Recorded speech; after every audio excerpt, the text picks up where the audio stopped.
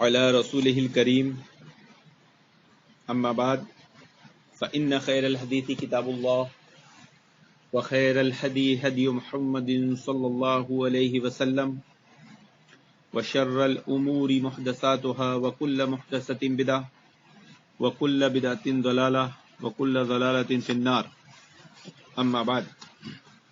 محترم حاضرین، ایک سوال توحید کے تعلق سے، وہ اس لیے کہ دیکھے تو صحیح کہ ہماری نظر میں توحید کی اہمیت کیا ہے، ہماری زندگی میں توحید کی اہمیت کیا ہے، ہم توحید کو کہاں تک جانتے ہیں، سمجھتے ہیں، پہچانتے ہیں، توحید سے رغبت رکھتے ہیں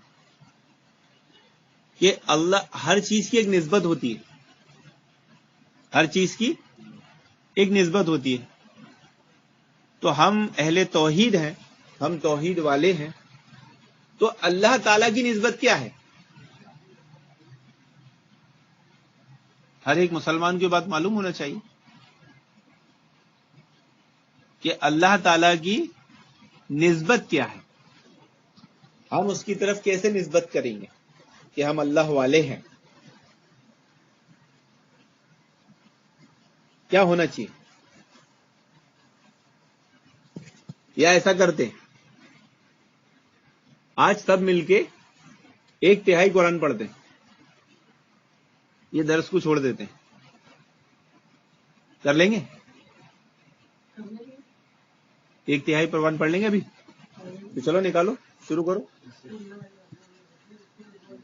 ہاں،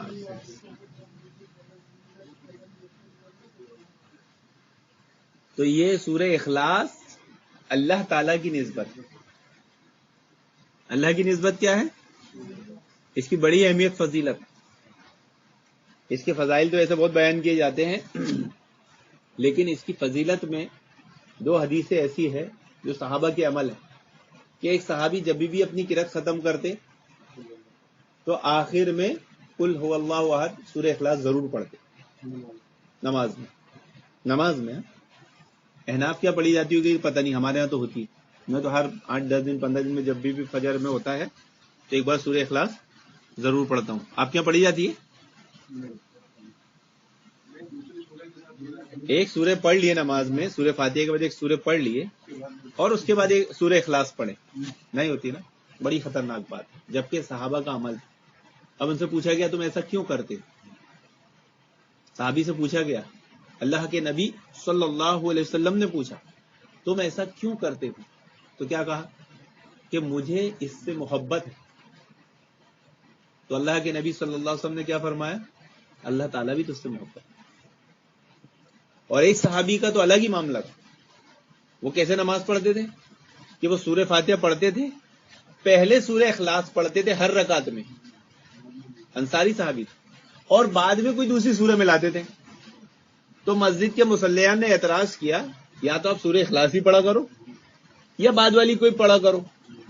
تو انہوں نے کیا کہا، میں تو ایسے ہی پڑھوں گا، اگر تمہیں امام رکھنا ہے تو رکھو، نہیں تو مت رکھو۔ اب چونکہ انصاری صحابی تھے، بہت افضل تھے، اور مصلیان کسی قیمت پہ بھی ان کے سوا کسی دوسرے کو امام نہیں بناتے، تو مجبور تھے۔ جب اللہ کے نبی صلی اللہ علیہ وسلم وہاں آئے، اللہ کے نبی صلی اللہ علیہ وسلم کو پتا چلا تو آپ نے پوچھا تم نے ایسا کیوں کیا؟ تو انہوں نے کہا مجھے اس سے محبت ہے۔ تو اللہ کے نبی نے کہا اللہ تعالیٰ بھی تم سے محبت رکھے۔ تو سورہ اخلاص کیا ہے؟ ایک مومن کی اللہ تعالیٰ کی طرف نسبت۔ تو ہمیں سونے سے پہلے 3 بار کیا کرنا چاہیے؟ خود بھی پڑھنا چاہیے، گھر والوں کو بھی پڑھانا چاہیے، عادت ڈالنا چاہیے، اس کے بنا سوئچ نہیں، ہم بھی نہیں سوتے۔ یعنی ایسا ہونا چاہیے کہ اگر نیند کا غنطارہ بھی ہے تو ہم سورہ اخلاص پڑھتے پڑھتے پڑھتے پڑھتے ہی سو جائیں۔ بھائی اس سے کیا پتہ، اس سے کیا فائدہ ہے؟ صحابہ ایسا کیوں کرتے تھے؟ کیوں کرتے تھے ایسا؟ اس کا کوئی ریزن تو ہوگا؟ نہیں، نبی کی نہیں ہے نا، صحابہ ایسا کرتے تھے، نبی نہیں کرتے تھے نا، صحابہ کرتے تھے۔ صحابہ ایسا کیوں کرتے تھے؟ کیوں؟ کیونکہ اگر اس نماز کے بعد ان کی موت آ جائے تو خاتمہ توحید پر ہو۔ بھائی توحید تو پورا قرآن ہی ہے، سبھی توحید ہے، لیکن خاص اخلاص کی جو بات آ رہی ہے کہ میں نے ایسی سورہ پڑھا ہوں کہ جس میں 4 آیتیں ہیں. کتنی ہیں؟ اور وہ چاروں آیتیں یہود، نصارہ، مجوسی اور مشرکوں کا رد ہے. چاروں آیتوں میں کس کا رد ہے؟ سارے باطل عقیدوں کا. تو توحید کی ایک دم مضبوط دلیل ہے. اللہ تعالیٰ کی طرف نسبت ہے، اللہ تعالیٰ ہم سے محبت کرے گا، اور جب اللہ تعالیٰ ہم سے محبت کرے گا تو خاتمہ بالخیر ہی ہوگا. تو یہ سوچ کر پڑھا جاتا تھا، تو ہم بھی کیا کریں، اس کا اہتمام کریں. یہ ہماری توحید کی علامت ہے. اس کی بے شمار فضائل ہے کہ اعوذ باللہ من الشیطان الرجیم، بسم اللہ الرحمن الرحیم، قل هو اللہ احد. آپ کہہ دیجئے کہ وہ اللہ تعالیٰ ایک ہی ہے. اب یہ مسئلہ کیوں آیا تھا؟ بعض روایتوں میں ہے کہ کسی صحابی نے یا کسی اعرابی نے سوال کیا تھا، اور بعض روایتوں میں آیا ہے کہ کافروں نے سوال کیا تھا. کس سے؟ اللہ کے نبی صلی اللہ علیہ وسلم سے پوچھا کہ جس خدا کی آپ عبادت کرتے ہیں، جس اللہ کی، وہ کیسا ہے؟ یعنی اس کا حسب نسب کیسا ہے؟ بیان کریے، اس کا تعارف کرائیے، وہ کون ہے؟ اللہ تعالیٰ کا تعارف ہے. یہ سورہ کیا ہے؟ اللہ تعالیٰ کا تعارف ہے. تو یہ عقیدہ، یہ سوچ، یہ نیت، ارادہ ہونا چاہیے کہ میرے رب کا تعارف ہے. تو لفظ اللہ، سورہ اخلاص، اگر یہ آنے کے بعد آدمی کی آنکھ میں جھنجھنی نہیں نہ آئے نا، تو ابھی تک اس نے توحید کو سمجھا ہی نہیں.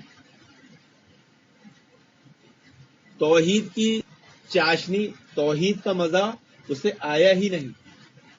لفظ اللہ سنتے کے ساتھ آنکھ میں اگر جھنجھنی نہیں آئے نا، آدمی کا دل دہلے نہیں نا، تو اس کو اپنے توحید، اپنے ایمان کی طرف غور و فکر کرنا چاہیے. اللہ کے ذکر کی کیا فضیلت ہے کہ پتھر بھی پھٹ پڑتے ہیں اور ان سے بھی چشمے جاری ہو جاتے ہیں، اور ایک ہم ہے کہ ہمارے دل پہ اثر نہیں ہو رہا ہے. تو لفظ اللہ، توحید، سورہ اخلاص یہ بات آئے نا، تو آدمی کو سوچنے میں پڑ جانا چاہیے، تھوڑا غور و فکر کرنا چاہیے.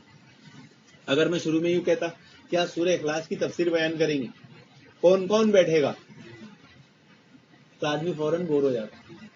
ارے یہ تو پڑھی ہوئی سورہ ہے، اتنے بار پڑھیں، اتنی سی سورہ ہے، کیا ہے، اللہ تعالیٰ کے کوئی اولاد نہیں ہے، یہ سب معلوم ہے نا.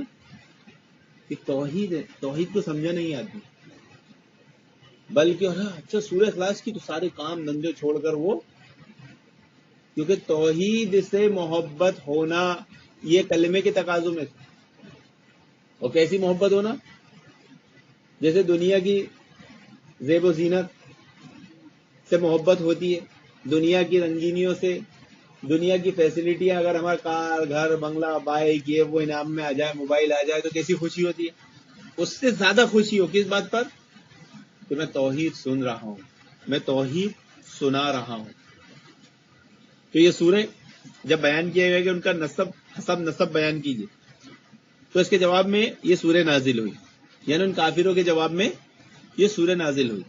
اس چیز کو ہم ہمارے بچوں کو بھی کوئز کے طور پر سکھا سکتے ہیں. روز رات میں سونے سے پہلے، اچھا بیٹا، کافروں نے جب اللہ کے نبی سے سوال کیا تھا کہ اللہ تعالیٰ کا تعارف کراؤ، انٹروڈکشن کراؤ، انگلش کا لفظ، اللہ تعالیٰ کا بایو ڈاٹا بتاؤ، انٹروڈکشن کراؤ، تو بچوں کو بڑا اچھا لگے گا. آج کل گورنمنٹ والے ہیں نا، تو کیا تھا، اس طرح سے چھوٹی چھوٹی باتیں ہم ان کے دلوں میں ڈالیں تو توحید کی عظمت پیدا ہوگی.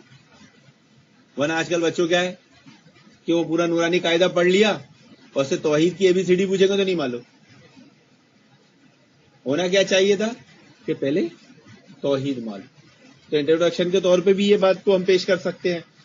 یہ قرآن کریم کے لفظ احدن کا ترجمہ ہے، یعنی اللہ تعالیٰ ایک ہے، یہ اس کا ترجمہ کرنے کی کوشش کی. صرف ایک کا لفظ اس کے پورے معنی ظاہر نہیں کرتا، یہ مطلب مفہوم بیان کیا جا رہا ہے. قل هو اللہ احد، تو یہ پورا معنی نہیں ہے، بلکہ کیا ہے، یہ مفہوم بیان کر رہا ہے. یہ بتا رہا ہے کہ ہر لحاظ سے اللہ رب العالمین ایک ہے، ہر لحاظ سے. اس کی ذات کے اعتبار سے نہ اس کا کوئی اجزا ہے، نہ اس کا کوئی حصہ ہے. اس کی صفات کسی اور میں پائی جاتی ہے، وہ اپنی ذات میں بھی ایک ہے اور اپنی صفات میں بھی، ذات میں بھی اور صفات، ذات میں بھی اور صفات. سب ذات کی بات تو ہمارے علم میں ہے، صفات پر بھی یقین رکھنا ہے کہ جو اللہ تعالیٰ کی صفتیں ہیں وہ کسی اور میں نہیں ہے.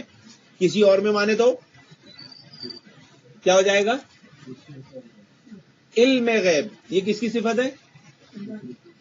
اور یہی نبی میں مانے تو نہیں پکا اہل سنت ہوگا. ٹناٹن سننی ہوگا نا ایک دم پکا کہ اللہ تعالیٰ کی خاص صفت کس میں مان رہا ہے؟ وہ نبی میں مان رہا ہے، ملائکہ میں مان رہا ہے، انبیاء میں مان رہا ہے، یہاں تک کہ خود میں بھی مان رہا ہے. یہ سب علم غیب کی صفت ان کے وہاں سب نبی میں نہیں مانی جاتی. یہ ان کے عام عوام کو نہیں معلوم، بلکہ وہ جب ہٹ دھرمی پہ آئیں گے تو ان کو جبریل میں بھی ماننا پڑے گی. قرآن کون لایا؟ غیب کی بات کون لایا؟ تو جب پہلے جبریل لائے اور لا کے اللہ کے نبی کو دیے تو علم غیب کی صفت ان کی ہو گئی، تو ان کی کیوں نہیں؟ تو ہم بھی ان کو مانتے. اچھا یہی چیزیں تمام انبیاء کے ساتھ ہوئی تو ان کو بھی مانتے. اچھا یہ بات تیرے کو بھی پتہ چل گئی، تیرے کو بھی تو ہاں. تو آخر میں صوفی لوگ بھی علم غیب پہ دعویٰ کر دیتے نا. تو اللہ تعالیٰ ذات میں بھی ایک ہے اور صفات میں بھی ایک. پھر اللہ الصمد، اللہ تعالیٰ بے نیاز ہے. یہ قرآن کریم کے لفظ الصمد کا ترجمہ کیا گیا ہے. اس لفظ کا مفہوم بھی اردو کے کسی ایک لفظ سے ادا نہیں ہو سکتا. احد، صمد، یہ نہیں سمجھنے کا پورا معنی بیان کر دیا، سب اس کا مفہوم بیان کیا جا رہا ہے. عربی میں صمد اس کو کہتے ہیں جس سے سب لوگ اپنی مشکلات میں مدد لینے کے لیے رجوع کرتے اور سب اس کے محتاج ہوں اور وہ خود کسی کا محتاج نہ ہو. عام طور سے اختصار کے پیش نظر اس لفظ کا ترجمہ بے نیاز کیا جاتا ہے. یہ بہت شارٹ ترجمہ ہے، تفصیل نہیں ہے کہ بے نیاز بول دی بات ختم ہو گئی. ایک دم شارٹ، ایک جملہ بول سکتے، لیکن وہ اس کے صرف ایک پہلو کو ظاہر کرتا ہے. کتنا شارٹ کہ اس کے بہت سارے پہلوؤں میں سے صرف ایک پہلو کو ظاہر کر رہا ہے. لیکن یہ پہلو اس میں نہیں آتا کہ اس کے سب محتاج ہیں، اس لیے یہاں یہ لفظ سے ترجمہ کرنے کے بجائے اس کا پورا مفہوم بیان کیا گیا. یہ پہلو اس میں نہیں آتا کہ سب اس کے محتاج ہیں، یہ پہلو نہیں آتا، لیکن مفہوم کے طور پر یہ بات بیان کی جا رہی ہے. یہ بات کو اچھی طرح سمجھے. الصمد، احد، احدن، صمدن، یہ کیا ہے؟ ایک پہلو بیان کیا جا رہا، پورا نہیں. پورا بیان کریں گے تو پوری رات بھی گزر جائے گی. لم یلد ولم یولد، نہ اس سے کوئی پیدا ہوا نہ وہ کسی سے پیدا ہوا. یہ ان لوگوں کی تردید ہے جو فرشتوں کو اللہ تعالیٰ کی بیٹیاں کہتے تھے. یہ حضرت عیسیٰ علیہ السلام یا حضرت عزیر علیہ السلام کو اللہ تعالیٰ کا بیٹا قرار دیتے. تو ان کی تردید میں بتائے نا بات کہ بھائی یہود کا رد، عیسائیوں کا رد، مجوسیوں کا رد اور کافروں کا رد. اگر کوئی پوچھے کہ بھائی سارے باطل عقیدوں کا رد کرنا ہے، قرآن کی کوئی آیت پیش کرو. سورہ اخلاص. یہ چیزیں ہم کو سیکھنا ہے اور بچوں کو بھی سکھانا. جب سکھائیں گے نا تو خود پکے ہو جائیں گے. ولم یکن لہ کفوا احد، اور نہ کوئی اس کا ہمسر ہے، یعنی کوئی نہیں ہے جو کسی معاملے میں اس کی برابری یا ہمسری کر سکے. اس سورہ کی ان 4 مختصر آیتوں میں اللہ تعالیٰ کی توحید کو انتہائی جامع انداز میں بیان فرمایا گیا ہے. پہلی آیت میں ان کی تردید ہے جو ایک سے زیادہ خدا کے قائل ہیں. دوسری آیت میں ان کی تردید ہے جو اللہ تعالیٰ کو ماننے کے باوجود کسی اور کو اپنا مشکل کشا، کارساز یا حاجت روا قرار دیتے تھے. تیسری آیت میں ان لوگوں کی تردید ہے جو اللہ تعالیٰ کے لیے اولاد مانتے تھے. اور چوتھی آیت میں ان لوگوں کا رد ہے جو اللہ تعالیٰ کی کسی بھی صفت میں کسی اور کی برابری کے قائل تھے. مثلا بعض مجوسیوں کا یہ کہنا تھا کہ روشنی کا خالق کوئی اور ہے، اندھیرے کا خالق کوئی اور ہے، بھلائی پیدا کرنے والا کوئی اور ہے اور برائی پیدا کرنے والا کوئی اور ہے. جیسے 350 کروڑ بھگوان ہے نا، سب کے الگ الگ کام ہے نا. رات میں لوم چلانے والا کوئی اور ہے، دن میں لوم چلانے والا کوئی ہے، ایسا ہی بنا لیا انہوں نے. اس طرح اس مختصر صورت نے شرک کی تمام صورتوں کو باطل قرار دے کر خالص توحید ثابت کی ہے، اس لیے سورہ کو سورہ اخلاص کہا جاتا ہے۔ اور ایک حدیث میں ہے کہ قرآن کریم کا ایک تہائی حصہ قرار دیا ہے، جس کی وجہ سے بظاہر یہ قرآن کریم نے بنیادی طور پر 3 عقیدوں پر زور دیا ہے، توحید، رسالت اور آخرت، اور اس سورت نے ان میں توحید عقیدے کی پوری وضاحت فرمائی ہے۔ اس سورہ کی تلاوت کی بھی احادیث میں بہت فضیلت آئی۔ ایک مزید بات کیا پتہ چلی کہ بنیادی عقیدے کتنے ہیں؟ 3 بنیادی عقیدے کتنے ہیں؟ نمبر 1، نمبر 2 آخرت۔ اب میں پوچھوں کہ توحید رسالت کو بیان کرو تو کیسے بیان کرو گے؟ توحید رسالت بیان کرو، بولو ہاں، آپ توحید رسالت بیان کرو۔ لا الہ الا اللہ محمد رسول اللہ، یہ کلمے کے 2 جز ہیں۔ پہلا جز توحید ہے، توحید ربوبیت، لا الہ الا اللہ، اور محمد رسول اللہ کیا ہے؟ رسالت کی گواہی، اور تیسرا کیا ہے؟ آخرت۔ تو جو 3 جز میں سے 3 چیزیں ہیں بنیادی عقیدے کی، اس میں توحید سب سے خاص ہے، تو وہ پوری کس میں آ گئی؟ اس میں آ گئی۔ آسان شارٹ میں، یہ آج کل شارٹ بہت ڈھونڈتی ہے پبلک، ہر کام میں کیا ہے؟ شارٹ کٹ ڈھونڈا جاتا ہے۔ تو توحید میں کوئی شارٹ کٹ ڈھونڈنے کو تیار نہیں، توحید تو چاہیے ہی نہیں۔ توحید کا لفظ آتا ہے تو لوگوں کے دل کوڑنے لگ جاتے ہیں، توحید کا لفظ آتا ہے تو لوگوں کو بوریت محسوس ہونے لگتی، اور ابھی جھوٹے قصے کہانیاں اور فضائل بیان کرنے بیٹھ جائیں گے، وہ بزرگ نے ایسا کیا تھا، تو آدمی بڑی دلچسپی سے سنے، اور توحید کی بات آئے گی تو نہیں۔ ایک مسلمان کا توحید لفظ آنے کے بعد اگر اس کو بھوک لگ رہی ہے، اس کو بھوک کا احساس ختم ہو جانا چاہیے۔ اگر اس کو نیند آ رہی ہے تو اس کا نیند کا گنتارا تو کم سے کم اڑ جانا چاہیے، وہ چہرے نہیں، اب چہرے میں آنکھیں لال ہے تو تھوڑی بدلے گی، لیکن اندر کی جو کیفیت ہے نا کہ بھائی بس اب میں سے نہیں رہا جا رہا، میں سو جاؤں گا، نہیں، ارے بھائی سو جا، ارے نہیں، ارے 1 کروڑ روپے سامنے پڑے، سو گیا تو کوئی اٹھا کے لے کے چلا جائے گا، سوئے گا؟ دروازہ تالا نہیں ہے، ہاں گھر میں چور گھسائے گا تو آدمی نیند کے گنتارے میں بھی سوئے گا، لیکن توحید کی بات آئی تو سنتے کے ساتھ ہی سو جاتا ہے۔ کیا بولتے؟ جب نیند نہیں آئے تو قرآن پڑھو۔ خیر قرآن پڑھنے میں سکون ہے، شفا ہے، اس میں کوئی شک نہیں، لیکن اس کو اس کے پس منظر میں دیکھا جائے تو مطلب کیسا ہونا چاہیے؟ ارے ڈاکٹر صاحب، ارے اس کو نیند نہیں آ رہی تھی، ہم نے اس کو قرآن پڑھا تو اور نیند نہیں آ رہی ہے، دوائی دیے تھے کہ سو جائے تو کیا ہوا؟ الٹی نیند اڑ گئی۔ ایسا کیا ہو رہا ہے؟ تو مطلب ایسا ہونا چاہیے کہ جب توحید کی بات آ جائے، توحید توحید توحید۔ ابھی ایک واقعہ ہوا، توحید سے کیسے لوگوں کے دل کوڑتے ہیں کہ غیر مسلم کی دکان پہ گیا، میرا کلاس فیلو تھا، اور وہ چائے بنی تھی، اس نے میرے کو بہت اصرار کیا، ارے نہیں تو بہت دن بعد چائے پی چائے پی چائے پی، اور میں چائے پی کر ہی مدینہ سے فجر کے بعد سامان لینے گیا تھا اس کی دکان پہ، کیونکہ سب مارکیٹ بند تھا، اور بٹر چاہیے تھا، اس کے وہاں گیا، تو میرا بچپن کا کلاس فیلو ہے، قادریہ میں پڑھا، تو میں نے اس کو کہا اللہ کے بندے میں پی کے آیا ہوں۔ اس کو اتنی تکلیف ہوئی نا، کیا بولتا ہے تو اللہ تعالیٰ کو تکلیف کیوں دے رہا ہے؟ اللہ کو تکلیف ہوگی، تکلیف تیرے کو ہو رہی ہے۔ لفظ اللہ نام آنے سے وہ رپلائی کیا دیتا ہے؟ ارے اتنی سی بات میں تو اللہ تعالیٰ کو تکلیف کیوں دے رہا ہے؟ اللہ تعالیٰ کو کیا تکلیف؟ تکلیف تو تجھے ہوئی، ہماری زبان تو اللہ تعالیٰ کے ذکر سے تر رہتی ہے۔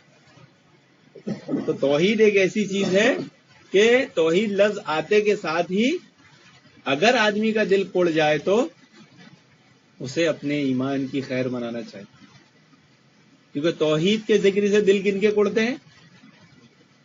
جو اہل بدعت ہوتے ہیں، جو شرک کی طرف مائل ہوتے ہیں، اور جو ایمان والے ہوتے ہیں وہ توحید سے غذا پاتے، حرارت پاتے، ان کے ایمان بڑھ جاتے۔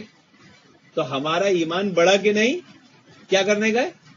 آؤ بیٹھے بیٹھے سورہ اخلاص پڑھ لیتے ہیں، آؤ بیٹھے بیٹھے سورہ اخلاص سن لیتے ہیں، صبح پڑھیں گے، شام میں پڑھیں گے، صبح دن میں آدمی سورہ اخلاص پڑھ لے ایک بار، سورہ ناس پڑھ لے، سورہ فلق پڑھ لے، تو ایک ضعیف روایت میں آتا ہے کہ 10 لاکھ نیکیوں کا ثواب ہے صبح اور شام۔